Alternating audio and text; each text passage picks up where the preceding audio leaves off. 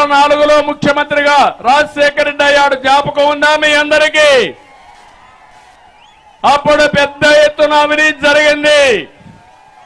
తండ్రిని అడ్డం పెట్టుకుని 1,00,000 కోట్ల రూపాయలు దోచిన వ్యక్తి ఎవరు? 42,000 కోట్ల రూపాయల అవినీతి జరిగిందని సిబిఐ ఛార్జ్ షీట్ వేసిందా లేదా అని మిమ్మల్ని అడుగుతున్నా. ఈడీ ఛార్జ్ షీట్ వేసిందా లేదా అని మిమ్మల్ని అడుగుతున్నా. వేస్తే ఆ రోజు ఉండే కాంగ్రెస్ గాని వాళ్ళు కూడా ఇది చేసుకుని కోర్టు ద్వారా కూడా వేసి వాళ్ళు ఎస్టాబ్లిష్ చేశారు. కానీ ఇంత దుర్మార్గుడు అంటే చనిపోయిన తర్వాత ఆ తండ్రి పైన ఎఫ్ఐఆర్ పెట్టమని వీళ్ళ అడ్వకేటు కోర్టులో అఫిడవిట్ వేసే పరిస్థితికి వచ్చాడు. అంటే తండ్రి సీఎం కాబట్టి, తండ్రి చనిపోయాడు కాబట్టి ఆయన పేరు పెట్టి సిబిఐ గారిని ఛార్జ్ షీట్ వేస్తే ఈ దుర్మార్గుడు తప్పించుకోవచ్చని ఆలోచన చేశాడంటే కన్న తండ్రికి ద్రోహం అవునా కాదా అని మిమ్మల్ని అడుగుతున్నా. ఏ తండ్రికైనా ఇలాంటి కుమారుడు మంచిదా అని మిమ్మల్ని అడుగుతున్నా.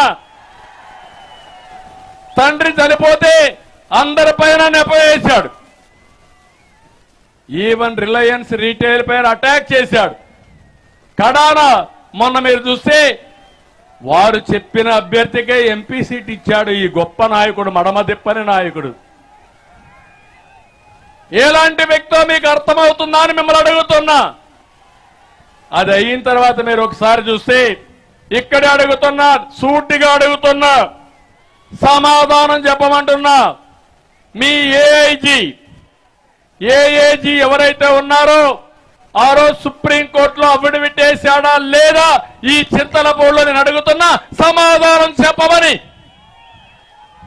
జగన్మోహన్ రెడ్డికి సవాలు విసురుతున్నానని చెప్పి కూడా నేను మీకు తెలియజేస్తున్నా. తర్వాత జైలుకు పోయాడు. జైలుకు పోయిన విషయం జ్ఞాపకం ఉంది కదా మీ అందరికీ. ఓకే, బెయిల్ కోసం ఢిల్లీకి వెళ్లి సోనియా గాంధీ కాళ్లు పెట్టుకున్నాడు. పులివెందల పులి, అవునా కాదా?